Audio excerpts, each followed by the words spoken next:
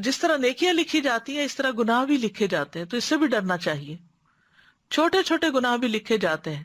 نبی صلی اللہ علیہ وسلم نے حضرت عائشہ سے فرمایا، اے عائشہ، معمولی گناہوں سے اپنے آپ کو بچاؤ، کیونکہ اللہ عز و جل کے ہاں ان کی بھی تفتیش ہو سکتی ہے. پھر آنکھ کی خیانت بھی لکھی جاتی ہے. رسول اللہ صلی اللہ علیہ وسلم نے حضرت علی سے فرمایا، اے علی، نامحرم عورت پر ایک نظر پڑ جائے تو دوبارہ نہ ڈالو، کیونکہ پہلی نظر تمہیں معاف ہے، دوسری نہیں.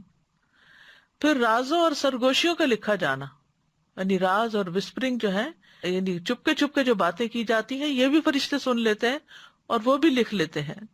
سورہ زخرف میں آتا ہے، ام یحسبون انا لا نسمع سرهم ونجواهم بلا ورسلنا لدیہم یکتبون. یا وہ گمان کرتے ہیں کہ بے شک ہم ان کا راز اور ان کی سرگوشی نہیں سنتے؟ کیوں نہیں، اور ہمارے بھیجے ہوئے ان کے پاس لکھتے رہتے ہیں. بلا ورسلنا لدیہم یکتبون. پھر معمولی خیانتیں بھی لکھی جاتی ہیں.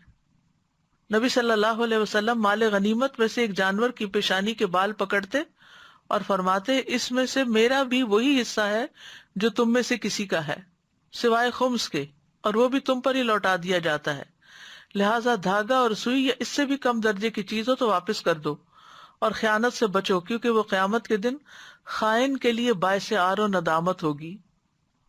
پھر اسی طرح مسجد میں گندگی پھیلانا بھی لکھا جاتا ہے.